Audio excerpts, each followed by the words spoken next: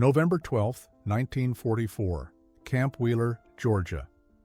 The transport truck rumbled through the pine forests of central Georgia, carrying cargo that nobody had expected to see on American soil. 43 German women, members of the Wehrmacht Women's Auxiliary Corps, sat in silence as the vehicle carried them toward an uncertain future. They had been captured during the final Allied push through France, processed through facilities in England, and now found themselves thousands of miles from everything they had ever known. But it wasn't fear that dominated their thoughts in that moment. It was hunger, a deep, gnawing, all-consuming hunger that had become as familiar to them as breathing. Liesl Hoffman pressed her palm against her stomach, trying to quiet the persistent ache that had been her constant companion for the past 8 months. At 24 years old, she had once been proud of her strong, capable body. Now her uniform hung loose on a frame that had shed nearly 30 pounds since she had first put it on. Her cheekbones jutted sharply beneath skin that had taken on a grayish pallor, and her fingers trembled with the weakness that came from prolonged malnutrition. She wasn't alone in her suffering. Every woman in that truck bore the physical marks of Germany's collapsing war effort. Katarina Meyer sat across from Liesl, her nurse's training making her acutely aware of the medical crisis represented by the women around her. She could see the signs of scurvy in their bleeding gums, the evidence of vitamin deficiency in their brittle hair and nails, the dangerous thinness that spoke of bodies consuming their own muscle tissue to survive. In the final months before their capture, their rations had dwindled to almost nothing. Watery soup made from potato peels, bread so hard it had to be soaked before eating, and occasionally a thin slice of ersatz sausage that contained more sawdust than meat.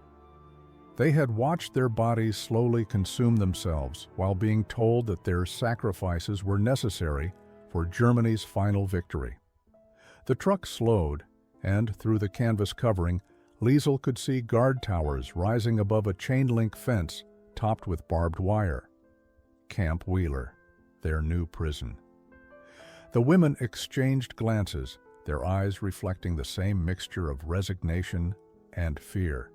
They had been fed propaganda about American brutality for years, stories of prisoners being starved, beaten, worked to death in cruel labor camps. Now they would discover if those stories were true or merely more lies from a regime that had lied about so much else. As the truck came to a complete stop, Sergeant Dorothy Coleman stood waiting with a clipboard and an expression that revealed nothing. She had overseen the arrival of male German prisoners before, but this was different. These were women, many of them barely more than girls, and they looked like they had already endured more than any person should have to bear. The back of the truck opened, and the first woman stepped down onto Georgia soil, her legs shaking from weakness and uncertainty about what would come next. The processing took 3 hours. Each woman was photographed, fingerprinted, and assigned a prisoner number. Their few remaining personal possessions were cataloged and stored. Liesl clutched a small photograph of her younger sister until the very last moment, memorizing every detail of the face she might never see again before surrendering it to an American clerk who handled it with unexpected gentleness. The women were then led to their barracks, a long wooden structure with rows of metal cots covered in thin mattresses and wool blankets. It was sparse and institutional, but it was also clean and dry, which was more than they had experienced in months. Corporal James Patterson stood guard outside the barracks, watching the German women settle into their new quarters. He was 23 years old, raised on a struggling farm in rural Alabama during the Depression. He understood hunger in a way that many of his fellow soldiers did not. He had seen his own mother's face grow thin during the worst years, had watched his younger siblings go to bed with empty stomachs more times than he cared to remember. Looking at these enemy prisoners, he saw something uncomfortably familiar in their hollow cheeks and haunted eyes. Inside the barracks, the women spoke in hushed German, trying to make sense of their situation. Greta Schultz, at 22, the youngest among them, sat on her assigned cot and fought back tears. She had joined the auxiliary service believing the promises of adventure and purpose. Instead, she had found herself retreating across a collapsing front, sleeping in bombed-out buildings, and eventually being captured by British forces who had looked at her with a mixture of pity and contempt. Now she was in America, a country she had been taught to view as Germany's most dangerous enemy. Katarina moved through the barracks with her nurse's instinct to assess and care. She noted which women were showing signs of serious malnutrition, who might need medical attention, who was on the verge of complete emotional collapse. Frieda Zimmermann, a former radio operator from Dresden, was running a fever. Helga Bauer, the oldest at 30, had a persistent cough that suggested pneumonia. They needed proper medical care, adequate nutrition, and rest. Whether they would receive any of those things remained to be seen. Sergeant Dorothy Coleman entered the barracks carrying a stack of documents. Her face was stern but not cruel as she addressed the women in careful, slow English. Most of them understood at least basic English from their education, though few were confident enough to speak it. She explained the camp rules, the daily schedule, the expectations for behavior. Her tone was firm but professional, lacking the hatred or contempt they had been conditioned to expect. When she finished, she paused at the door and said something that surprised them all. "Dinner will be served at 1800 hours. You will eat in the mess hall with proper portions." Some of the women exchanged confused glances, uncertain if they had understood correctly. The afternoon stretched long as the women tried to rest on their unfamiliar cots. Sleep eluded most of them despite their exhaustion. They were too anxious, too uncertain about what each moment might bring. Liesel lay on her back, staring at the wooden ceiling and trying to quiet the constant gnawing in her stomach. It had been so long since she had felt truly full that she could barely remember the sensation. In the final months before capture, hunger had become her default state, a background noise to every thought and action. Around 1700 hours, something changed in the air. A smell began drifting through the barracks, carried on the evening breeze through the open windows. It was rich and savory, complex in a way that made every woman's head turn toward the source. Meat cooking. Real meat, not the mysterious gray substance they had been occasionally served in Germany. The aroma carried notes of char and fat, of something being prepared with care and abundance rather than desperate rationing. Katarina sat up slowly, her medical training making her acutely aware of how her body was responding to that smell. Her mouth flooded with saliva, her stomach clenched with an intensity that was almost painful. Around her, the other women were experiencing the same physiological response. Greta pressed her hand to her mouth, overwhelmed by the sudden rush of hunger that the smell had awakened. It was cruel, in a way, to smell something so wonderful while being uncertain whether they would actually be allowed to eat it. The scent grew stronger as the dinner hour approached. Liesel could identify individual components now. There was pork, definitely pork, with that distinctive sweet richness.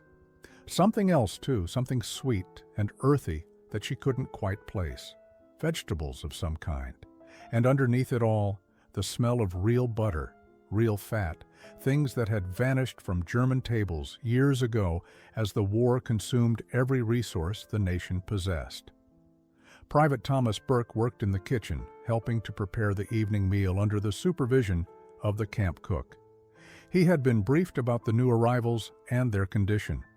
"Starving," the cook had said bluntly. "These women are starving. We feed them proper portions, we feed them good food, and we do it starting tonight." Burke, whose own Irish grandparents had survived the famine by coming to America, understood the assignment. He prepared plates with the kind of care usually reserved for family dinners, making sure each portion was generous and complete. When Sergeant Coleman came to escort the women to the mess hall, she found them all awake and sitting on their cots, their faces reflecting a mixture of hope and disbelief. They formed a line with the automatic discipline of military service, but their eyes kept drifting toward the direction of that impossible, wonderful smell that promised something they had almost forgotten existed. The mess hall was a simple wooden structure with long tables and benches. American soldiers occupied half the room, eating their dinners with the casual efficiency of men who had never questioned where their next meal would come from.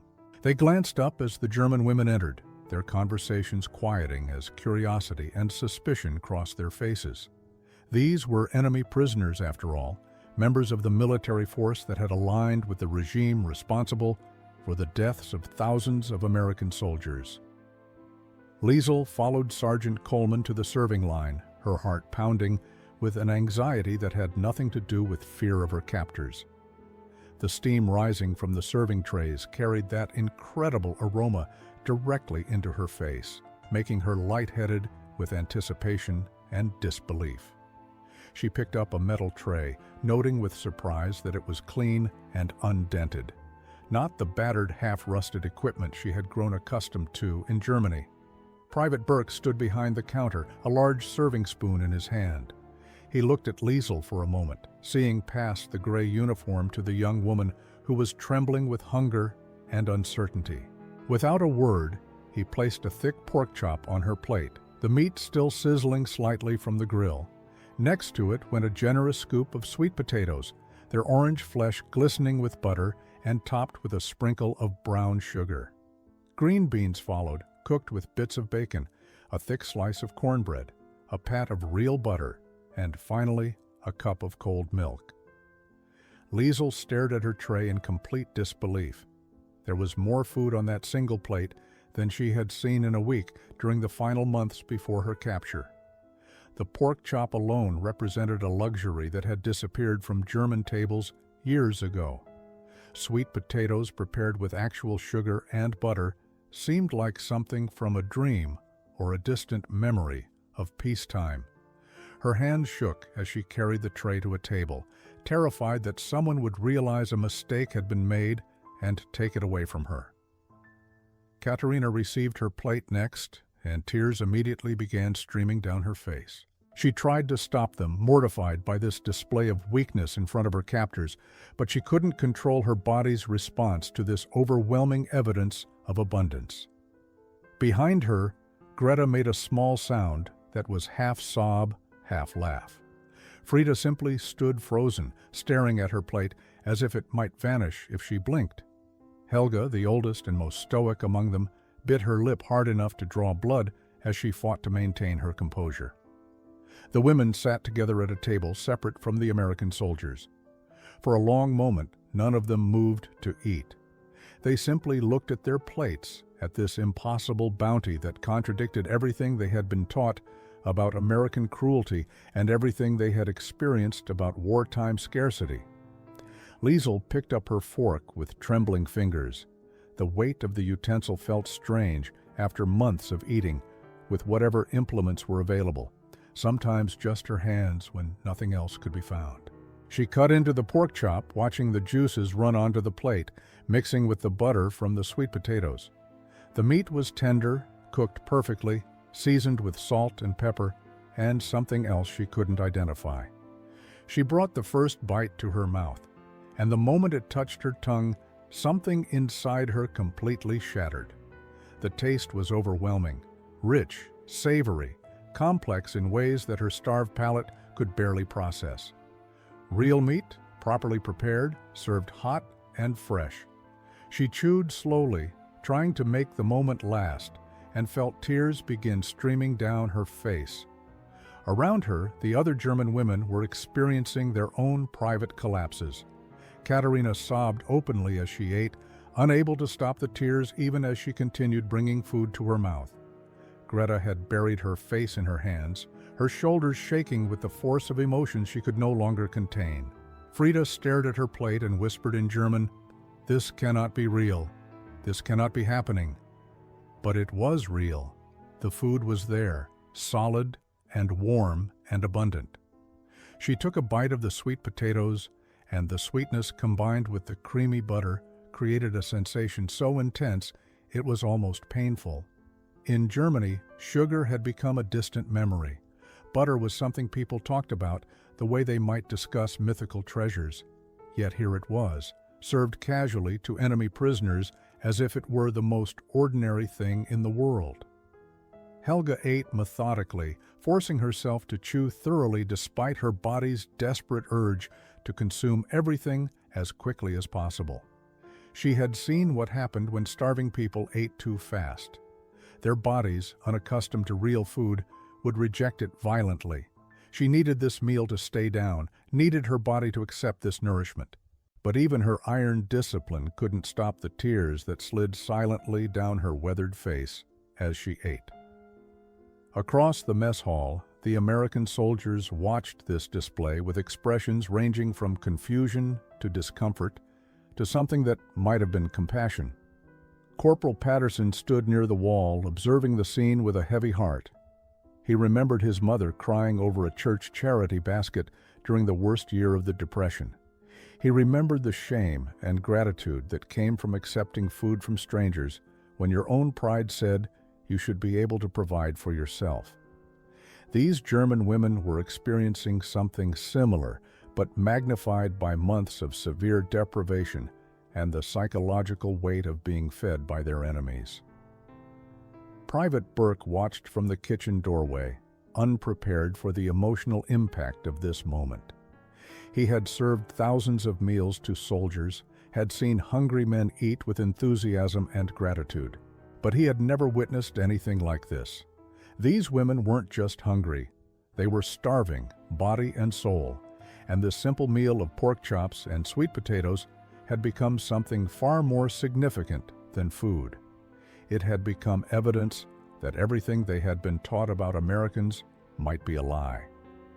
The women ate slowly, fighting against their body's instinct to devour everything immediately. Medical training had taught Katarina about refeeding syndrome, the dangerous condition that could occur when severely malnourished people consumed too much too quickly. She warned the others in quiet German, urging them to pace themselves despite the overwhelming temptation to eat until their shrunken stomachs could hold no more. It was perhaps the most difficult act of self-discipline any of them had ever attempted. Liesel managed to finish about 2/3 of her pork chop before her stomach began sending signals of fullness. It was a strange sensation, almost forgotten. Her body seemed confused by the presence of real food, uncertain how to process this sudden abundance after months of near starvation. She sat back, looking at the remaining food on her plate with a mixture of satisfaction and regret. In Germany, leaving food uneaten would have been unthinkable. Here, she had been given so much that she physically could not consume it all. Corporal Patterson approached their table slowly, not wanting to startle them. He had been watching Liesel struggle with the decision of whether to force herself to continue eating. When he reached the table, he spoke in simple, clear English. "You can stop when you're full. There will be more food tomorrow. Breakfast, lunch, dinner, every day." The women looked up at him with expressions of disbelief. Every day. This abundance was not a single act of unexpected mercy, but a daily reality? Seeing their confusion, Patterson pulled up a chair and sat down at the end of their table. It was against protocol, this casual interaction with enemy prisoners, but Sergeant Coleman, who was supervising the meal, made no move to stop him. He looked at the women's faces, seeing his own family's history reflected in their hollow cheeks and desperate eyes. "I know what hunger feels like," he said quietly. "Real hunger, the kind that makes you think about food every minute of every day." He told them about 1933 when he was 12 years old and his family's Alabama farm had produced almost nothing.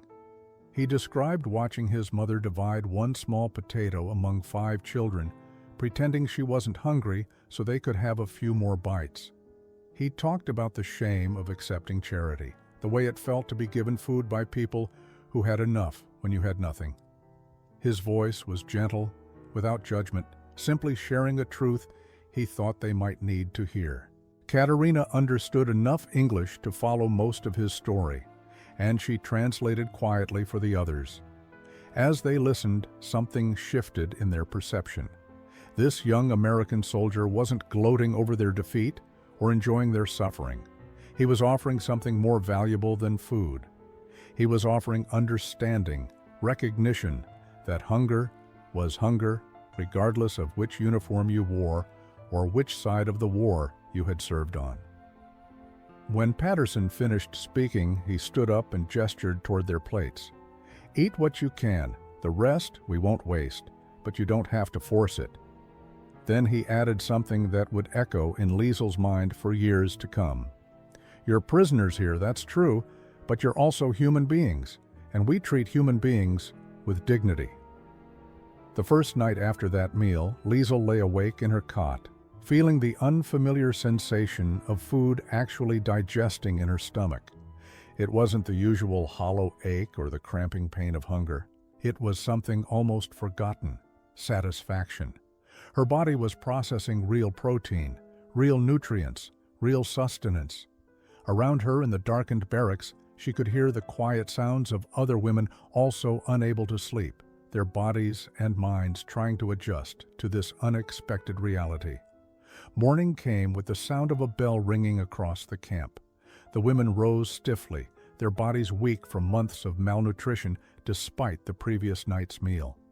One good dinner couldn't undo the damage of prolonged starvation. Sergeant Coleman appeared at the barracks door, her expression businesslike as she announced that breakfast would be served in 30 minutes. The women exchanged glances, still uncertain whether to believe that the abundance of the previous night would actually continue. The mess hall that morning offered further evidence that the pork chop dinner had not been an anomaly. Private Burke and his kitchen staff served scrambled eggs, thick slices of bacon, toast with butter and jam, and hot coffee with real cream and sugar. Greta stared at her plate with the same disbelief she had felt the night before. Eggs, multiple eggs, not carefully rationed pieces of a single egg, stretched to feed many.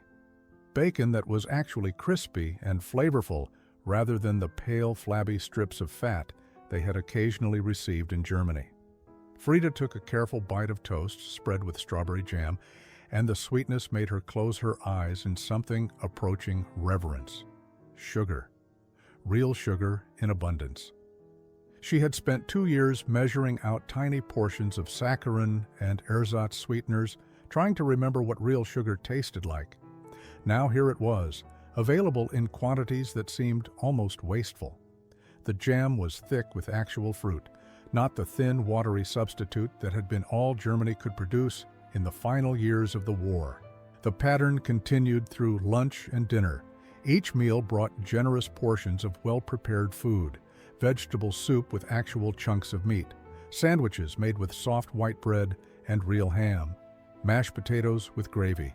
Simple food, nothing fancy or elaborate, but prepared with care and served in quantities that spoke of a nation that still had abundance even while fighting a war on 2 fronts.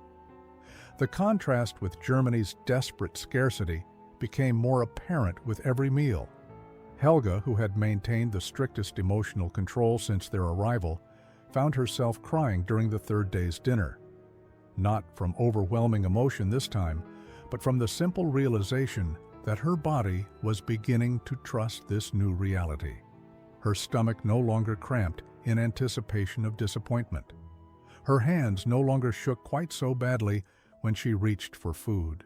She was beginning to believe, despite everything her mind told her about the temporary nature of kindness, that this abundance might actually continue. That belief felt more dangerous than any weapon her captors might have used against her. By the end of the first week, the physical changes in the women were already becoming visible. The grayish pallor was fading from their skin. Their eyes looked less sunken, their movements less tremulous. Proper nutrition was beginning the long process of repairing bodies that had been cannibalizing themselves for months. But the psychological transformation was happening even faster than the physical one. Each meal served without cruelty, each kindness shown without expectation of return, chipped away at the propaganda they had been fed about American brutality. Katarina Meyer found herself drawn to the kitchen building during free hours.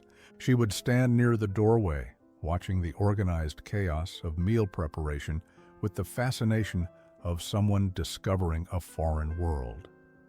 In Germany, military kitchens had become desperate places where cooks performed miracles, trying to stretch insufficient supplies to feed too many people. Here, she saw abundance managed with casual efficiency, sacks of flour and sugar stacked against walls, sides of beef hanging in the cold storage, fresh vegetables delivered regularly from local farms. On the 8th day of their captivity, she gathered her courage and approached Private Burke as he was cleaning up after breakfast service.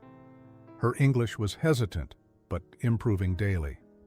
"Please, I help cook? I was nurse, but I know also kitchen work. I want to help." Burke looked surprised by the request. Prisoners didn't typically volunteer for additional duties beyond what was required. He glanced toward the camp cook, Sergeant Martin Hayes, an older man who had been preparing military meals for 20 years. Hayes studied Katarina with shrewd eyes. He had been watching these German women at mealtimes, had seen their tears and their gratitude, and had formed his own opinions about who they really were beneath the enemy uniforms. "You know how to follow recipes?" he asked. Katarina nodded eagerly. "You understand that in my kitchen, I'm the boss, and you do exactly what I tell you to do?" Another nod. Hayes considered for a moment, then shrugged. "Report here at 0500 tomorrow. We'll see if you can actually cook or if you're just looking for extra food." The next morning, Katarina arrived at the kitchen before dawn, her gray auxiliary uniform neatly pressed. Hayes put her to work immediately, testing her skills with basic tasks: peeling potatoes, chopping onions, preparing vegetables for the lunch service. She worked with quiet intensity, her nurse's precision and attention to detail translating well to kitchen work. Hayes noticed that she wasted nothing, that her cuts were uniform and efficient, that she anticipated the next step in meal preparation without needing constant instruction. By the end of that first day, Hayes had made a decision. "You can come back tomorrow if you want," he told her. "We can use someone who actually knows how to work." Katarina felt something she hadn't experienced in years: purpose. In this American kitchen, preparing food for both captors and fellow prisoners, she had found a role that made her feel human rather than simply defeated. That night, she returned to the barracks with flour on her uniform and satisfaction in her heart. Word spread quickly through the women's barracks that Katarina was working in the kitchen. Some saw it as collaboration with the enemy, a betrayal of their German identity. Others understood it as something more practical, a way to contribute, to have purpose, to feel useful rather than simply warehoused until repatriation. Liesel fell into the latter camp. She approached Katarina one evening and asked if the kitchen might need additional help. Within 2 weeks, 4 German women were working alongside American cooks, creating an unlikely cultural exchange. The American kitchen staff initially maintained professional distance, uncertain how to interact with enemy prisoners who were now their co-workers. But the universal language of food preparation gradually broke down those barriers. Sergeant Hayes discovered that Greta had worked in her family's bakery in Hamburg before the war and knew techniques for bread making that he had never encountered.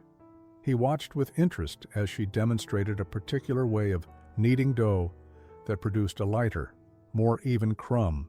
Private Burke found himself learning from Frida about efficient vegetable preparation methods that minimized waste.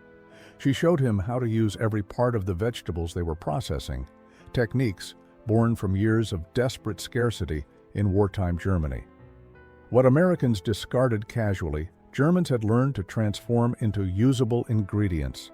Burke, whose Irish grandmother had taught him similar Depression-era frugality, recognized the wisdom in these practices. One afternoon, Hayes made an unexpected proposal. "You women know any German recipes that we could make with what we have here?" The question caught them off guard.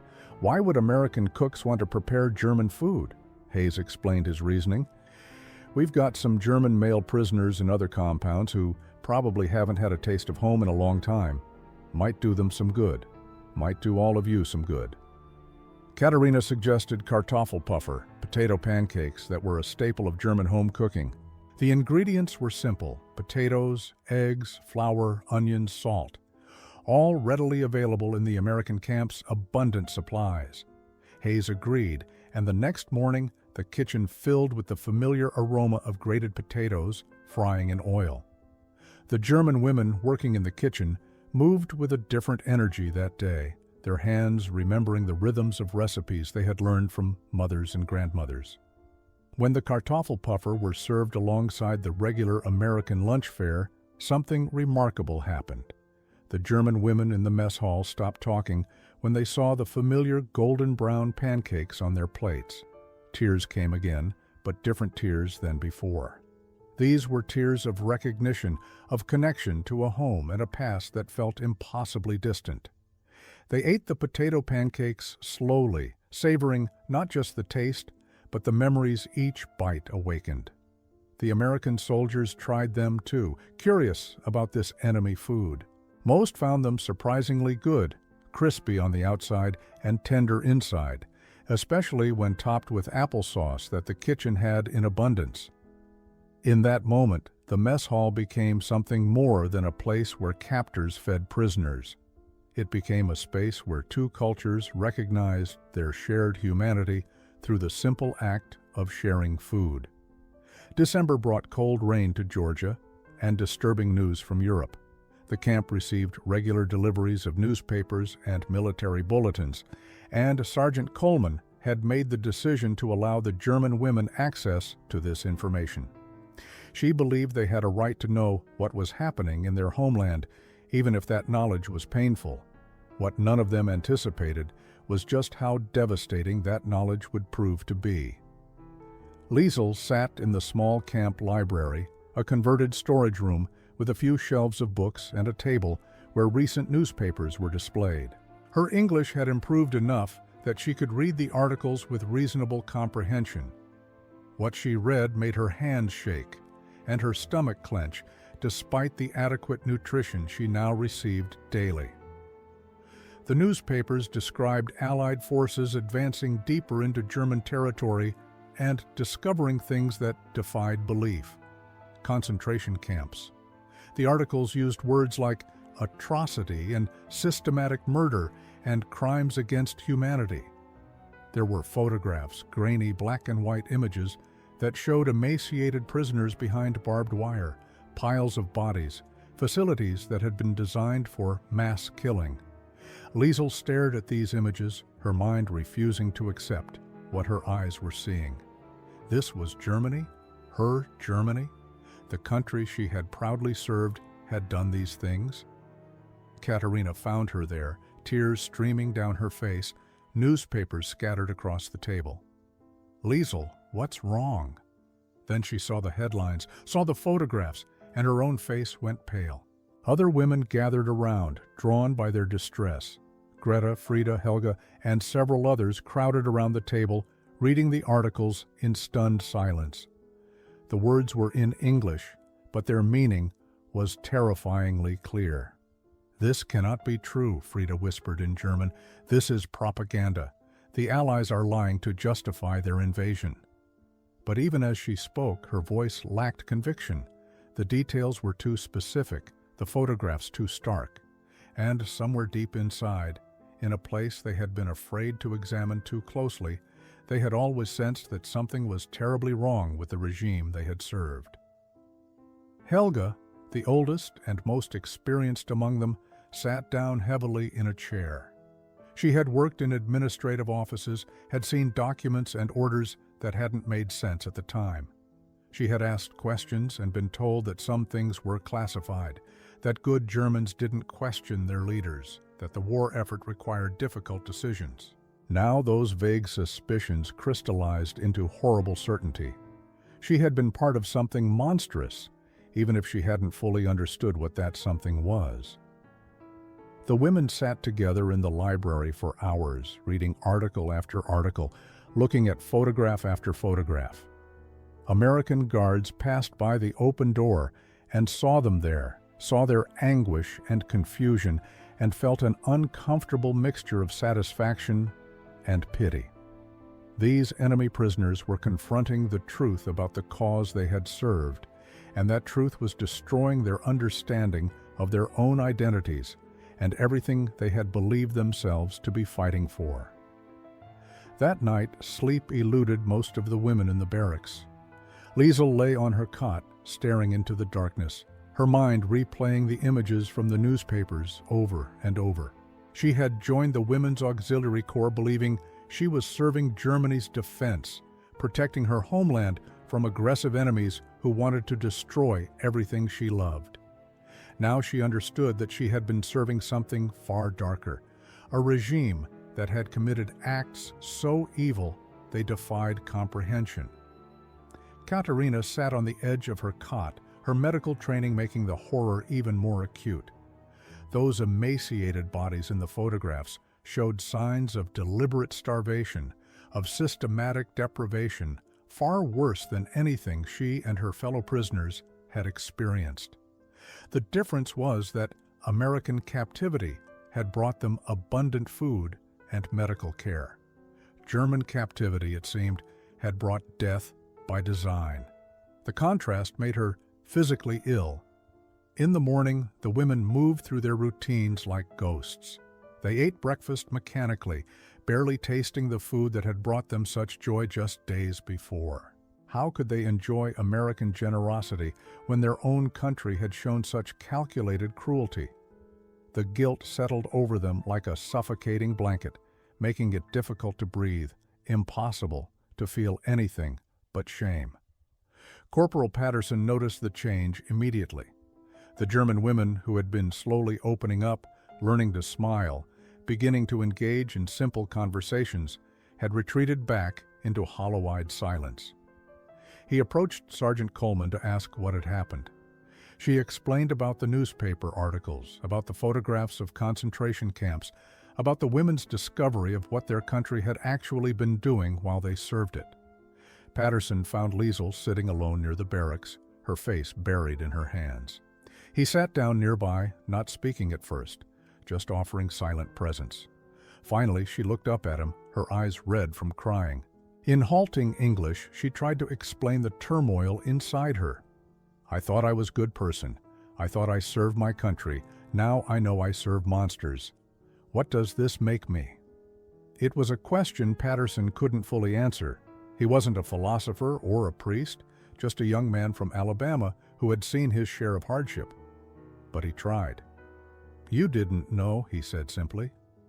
"You can't be responsible for things you didn't know about." Liesel shook her head violently. "Should have known, should have asked questions, should have seen." Her English failed her, and she lapsed into frustrated German, trying to express the complexity of her guilt and horror. That evening, Sergeant Coleman called a meeting with all the German women. She stood before them, her expression serious but not unkind. "I know you've seen the news from Germany. I know it's difficult to process. What I want you to understand is this. You are not being held responsible for those crimes. You are prisoners of war, captured in legitimate military operations. What happened in those camps is not your personal burden to bear." But her words, though well-intentioned, couldn't lift the weight of collective shame that had settled over the women.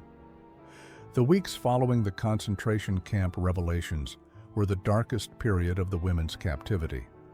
Many stopped volunteering for kitchen duty. Conversations in the barracks became sparse and subdued. The food that had once represented hope and kindness now tasted like accusation. How could they accept such generosity from Americans when Germans had shown such deliberate cruelty to those in their power? The moral weight was crushing. Reverend David Morrison arrived at the camp on a cold December morning, part of a church outreach program that visited military facilities throughout Georgia. He had been briefed about the German women prisoners and their recent psychological crisis. As a pastor, he had counseled many people through moments of moral reckoning, but he had never encountered anything quite like this. young women confronting the possibility that they had unknowingly served absolute evil. He requested permission to speak with the women, and Sergeant Coleman, hoping that spiritual guidance might help where military authority had failed, agreed. The women gathered warily in the mess hall, uncertain what to expect from this American religious figure. Reverend Morrison stood before them, a slight man in his 50s with gentle eyes and a soft Georgia accent that made his English slightly easier for them to understand. He didn't offer platitudes or easy forgiveness. Instead, he told them a story about his own father, who had fought in the First World War and come home changed by what he had seen and done. "My father spent years carrying guilt about things he did in that war," Morrison said. "Things he was ordered to do, things he thought were necessary at the time. That guilt nearly destroyed him until he learned an important truth." The women leaned forward, desperate for anything that might ease their psychological anguish. Morrison continued, "The truth is this: you cannot change what happened yesterday. You can only choose who you will be tomorrow. The question isn't whether you served a regime that did evil things. The question is what you will do with the rest of your lives now that you know the truth." His words created a subtle shift in the room's atmosphere. Greta, who had barely spoken in days, raised her hand tentatively. In careful English, she asked, "But how can we make amends for something so terrible? How can we ever be forgiven?" Morrison's response was simple but profound. You start by accepting kindness when it's offered. You continue by showing kindness to others. You build a life that stands as evidence that people can change, can choose to be better than what they were taught to be. After the formal meeting, several women approached Morrison individually, seeking more personal guidance. Liesel asked him how to live with the knowledge that her service, however innocent her intentions, had supported atrocities. He told her about the concept of moral responsibility versus moral complicity, about the difference between those who commit evil and those who unknowingly serve systems that commit evil. It didn't erase her guilt, but it gave her a framework for beginning to process it. Mrs. Eleanor Crawford accompanied her husband to the camp the following week. They owned a pecan farm outside Macon and had heard Reverend Morrison speak about the German women's struggle. Eleanor Crawford was a practical woman who believed in action more than words. She had survived the Depression by taking in laundry, selling eggs, and doing whatever was necessary to keep her family fed. When Reverend Morrison described the German women's crisis of conscience, she saw people who needed purpose and connection, two things she knew how to provide. She convinced her husband Henry to join her on visits to the camp, bringing small gifts and genuine friendship. Their first visit was awkward. The German women weren't accustomed to civilians treating them with anything other than suspicion or hostility. Eleanor sat down at their table in the mess hall as if it were the most natural thing in the world and began talking about her pecan farm, about the challenges of the harvest season, about the workers she employed, and the rhythm of agricultural life. Her manner was so unpretentious, so genuinely friendly, that the women's defensive walls began to crack.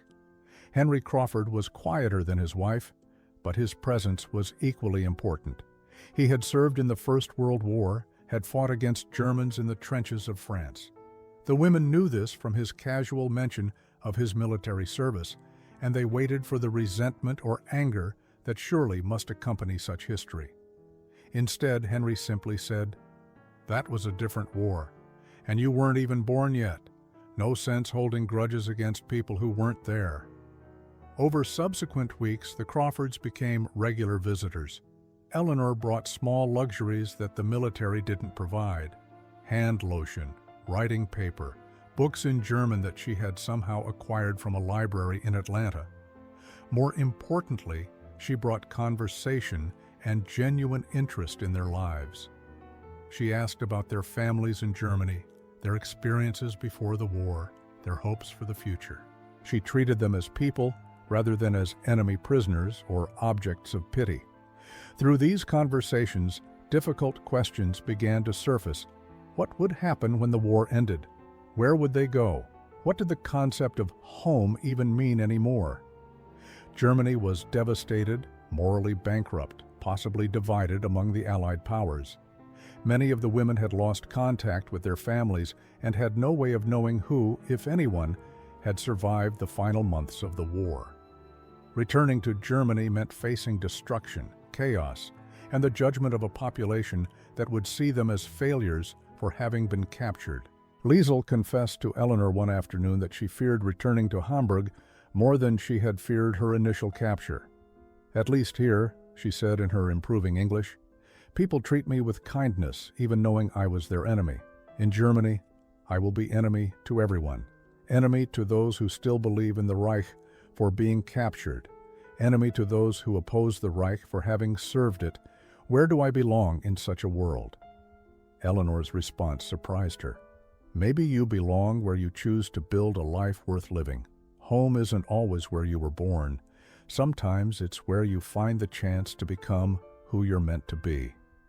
The words planted a seed in Liesel's mind, a possibility she hadn't dared to consider before. What if home could be something other than Germany? November 1945 brought the first Thanksgiving since the war in Europe had ended. The camp was preparing to process the final groups of German prisoners for repatriation, but bureaucratic complications had delayed the departure of the women. They remained in limbo, neither truly prisoners nor truly free, waiting for decisions being made by officials they would never meet in offices thousands of miles away. The uncertainty was its own form of torture.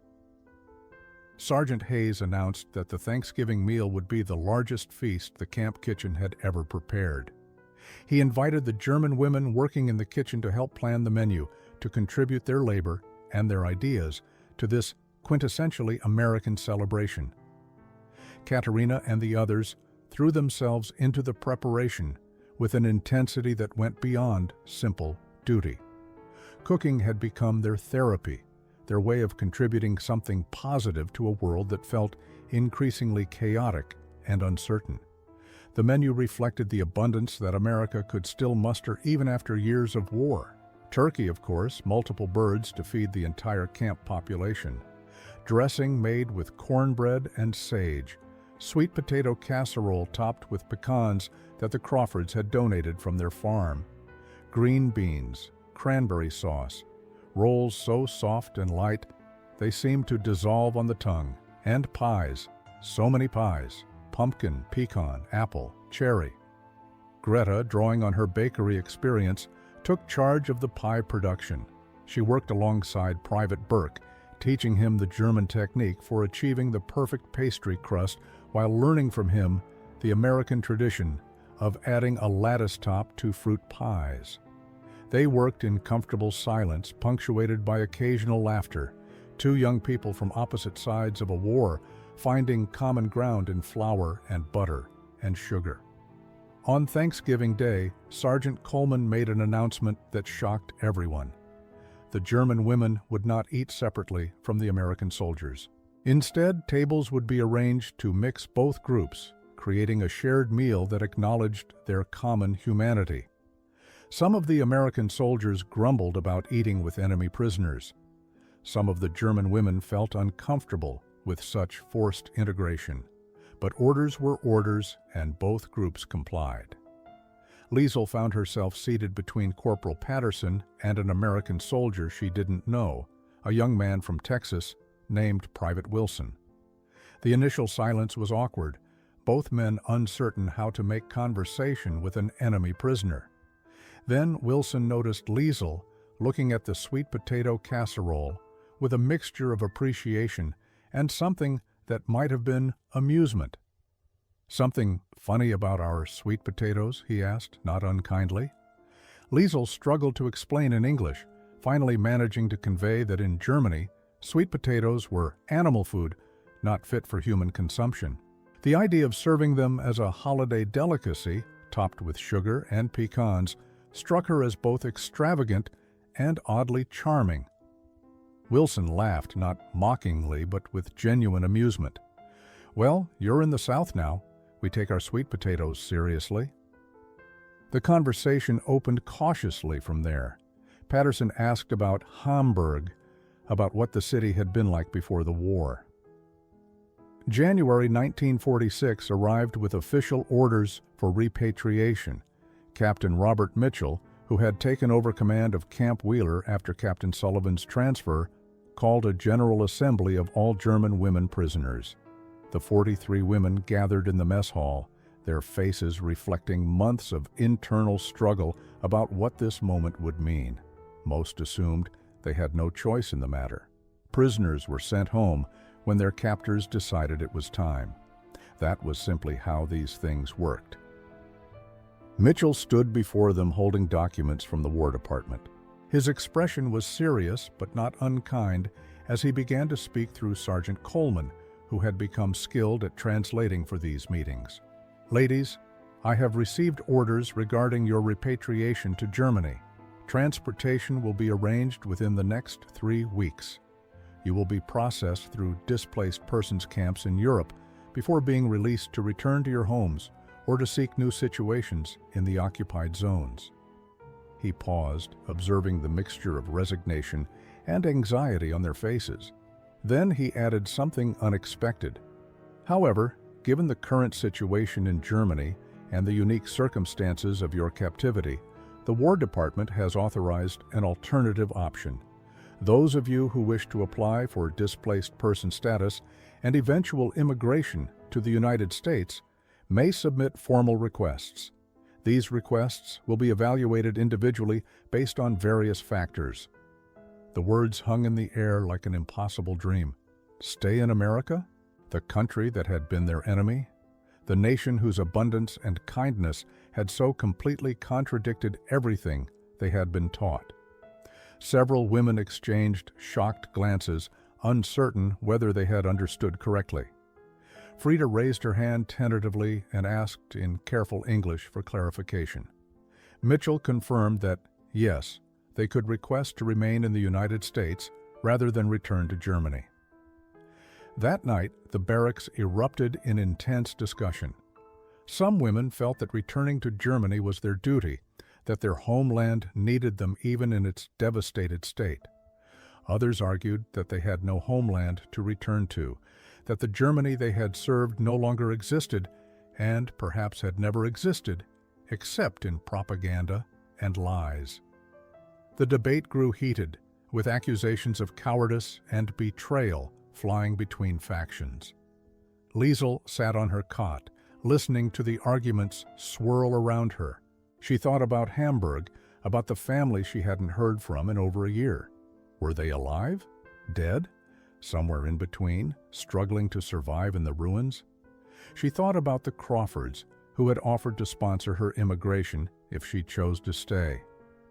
She thought about the kitchen where she had found purpose, the meals that had shown her what abundance looked like, the small kindnesses that had rebuilt her faith in human decency. Katarina made her decision first. She announced quietly but firmly that she would request to stay. Dr. Hayes had arranged for her to continue nursing training at a hospital in Macon, had vouched for her character and her skills. She saw no future in returning to Munich, a city that Allied bombs had reduced to rubble. Here, she had opportunity and purpose. The application process was complex and uncertain. Each woman who chose to request immigration status had to find American sponsors willing to vouch for them, to guarantee housing and employment, to accept responsibility for their integration into American society. The Crawfords sponsored both Liesel and Greta. Dr. Hayes sponsored Katarina. Reverend Morrison's church sponsored Frida. Other local families, moved by their stories and their obvious sincerity, stepped forward to sponsor the remaining women who chose to stay. In the end, 14 women decided to remain in America. 29 chose repatriation, believing their duty lay in helping rebuild Germany despite the devastation and moral bankruptcy they would face there. The division wasn't based on cowardice or courage, but on different understandings of where they could best contribute to healing the wounds of war. Both choices required bravery, both involved sacrifice and uncertainty. The women who chose repatriation departed in February on a transport ship bound for Southampton. The farewell was emotional, with women who had survived captivity together now parting to follow different paths. Helga, who had chosen to return, embraced Liesel and whispered in German, "Remember us. Remember that some of us went back to try to make things better." Liesel promised she would, tears streaming down her face as she watched the transport truck disappear down the road. For those remaining, the transition from prisoners to immigrants began immediately. They moved out of the camp barracks and into housing provided by their sponsors. Liesel found herself living with the Crawfords on their pecan farm, working alongside Eleanor in the kitchen and helping with farm administration. The work was hard but satisfying, and for the first time since joining the Auxiliary Corps, she felt like she was building something rather than serving something. Letters began arriving from Germany within months. The women who had returned wrote about conditions that exceeded their worst fears. Cities were destroyed beyond recognition. Food shortages made wartime rationing look generous by comparison. The occupying Allied forces were struggling to maintain order and prevent mass starvation. But amid the despair, there were small signs of hope. German civilians, confronted with undeniable evidence of the Holocaust, were beginning the painful process of national reckoning. Anna Fischer, who had returned to Berlin, wrote to Katarina describing her work with a relief organization helping displaced persons find shelter and food. "The guilt is crushing," she wrote in German, "but it drives us to work harder to prove that not all Germans are monsters. We cannot undo what was done, but we can try to prevent such evil from ever happening again." Her letters revealed a woman finding purpose in reconstruction and redemption. Margareta Koch, who had returned to Stuttgart, described teaching English to German children in a makeshift school. "I tell them about America," she wrote to Greta, "about the kindness we received from our enemies. I want them to understand that the world is bigger than hatred, that people can choose to be better." Her work represented a quiet revolution, planting seeds of different values in the next generation. The women who remained in America faced their own challenges. Integration wasn't easy despite their sponsors' good intentions. Some local communities were suspicious of former enemy nationals living among them. Liesel encountered hostility when shopping in Macon, whispers and pointed looks from people who saw only her German accent and not the person beneath it. She learned to hold her head high, to respond to rudeness with dignity, to prove through her actions that she deserved to be there. Katarina threw herself into nursing training with fierce dedication. She worked double shifts at the hospital, studied late into the night, and gradually earned the respect of colleagues who had initially doubted whether a former German auxiliary member should be trusted with patient care. Her gentle manner and exceptional skill eventually won over even the most skeptical. Within 2 years, she became head nurse in the pediatric ward. Greta discovered an opportunity she had never imagined possible. Using money she had saved from farm work and a small loan from the Crawfords, she opened a small bakery in Macon in 1948. She called it Eleanor's, honoring the woman who had shown her such kindness, and specialized in both German and American baked goods. Her Kartoffelpuffer became locally famous, as did her apple strudel and her pecan pies that honored both her German heritage and her adopted Southern home. The bakery became more than just a business. It became a bridge between cultures, a place where former enemies could share coffee and pastries and discover their common humanity. German prisoners of war who had been repatriated and then later immigrated back to America would seek out the bakery, finding comfort in familiar flavors and Greta's understanding of their complicated feelings about identity and belonging. Frida found work as a translator for the State Department, helping process the thousands of displaced persons arriving from war-torn Europe. Her unique perspective as someone who had been on both sides made her invaluable in bridging cultural gaps. She helped German immigrants navigate American bureaucracy, translated documents, and provided emotional support to people facing the same disorientation she had experienced. Liesl married an American veteran in 1949, a quiet man named Thomas Henderson, who had served in the Pacific Theater. Their courtship had been cautious, both of them carrying wartime scars, but they found in each other an understanding of how war transformed people, how it was possible to move forward without forgetting where you came from. Eleanor Crawford cried at their wedding, proud of the young woman who had arrived at Camp Wheeler as a starving enemy prisoner and had become like a daughter.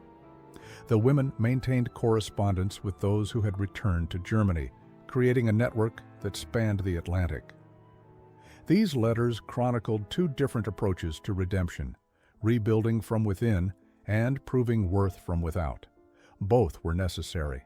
Both contributed to healing the wounds of war. The letters also revealed unexpected developments. Several of the women who had initially returned to Germany eventually immigrated to America themselves, having discovered that their wartime captivity had changed them too much to fit back into German society. 25 years after that November evening when starving German prisoners first encountered pork chops and sweet potatoes, Liesl Henderson stood in Greta's bakery helping prepare for a special reunion. The women who had remained in America, now American citizens with grown children and established lives, had organized a gathering to commemorate the anniversary of their arrival at Camp Wheeler. Several who had returned to Germany had made the journey back across the Atlantic for this occasion. The bakery was filled with the mingled aromas of German and American baking. Greta had prepared Kartoffelpuffer and apple strudel alongside pecan pies and cornbread. The menu was deliberate, honoring both the heritage they came from and the country that had given them second chances. Eleanor Crawford, now in her 70s, sat in a place of honor, surrounded by women whose lives she had helped transform through simple friendship and genuine kindness. Katarina arrived with her husband and 3 children, all born in America, but raised with knowledge of their mother's complicated history. She had become a prominent voice in nursing education, often speaking about compassion and the responsibility of medical professionals to care for all patients, regardless of background. Her success stood as testament to what former enemies could achieve when given opportunity and trust. Corporal Patterson, now a civilian working as a school administrator in Atlanta, attended with his family. He still remembered those starving women stepping off the transport truck, remembered the tears that fell when they tasted abundance, remembered the moment when he recognized his own family's hunger in their hollow eyes. His presence reminded everyone that transformation required kindness from both sides, that healing happened when people chose compassion over continued enmity. The reunion became a celebration not just of survival, but of deliberate choice. These women had chosen to build lives that honored the best of human nature rather than the worst. They had chosen to accept forgiveness and to offer it in return. They had chosen to raise children who understood that former enemies could become friends, that redemption was possible, that people were capable of change when given the chance. Helga, who had returned to Germany and worked for decades in education reform, spoke about the importance of their dual legacy. Those of us who returned helped Germany confront its past and build a better future. Those of you who stayed proved to Americans that Germans could be trusted, could become valuable citizens, could contribute to this nation's story. Both paths were necessary. Both required courage. As the gathering concluded, Liesl thought about that first plate of food, about pork chops and sweet potatoes, and the abundance that had broken through years of propaganda and hatred. Simple food, prepared with care and served without cruelty, had been more powerful than any weapon in transforming enemies into friends. That lesson, she believed, was worth remembering, worth passing on to future generations who would face their own choices about how to treat those they were taught to hate. The legacy of one plate was the understanding that kindness, even to enemies, could change the world one person at a time.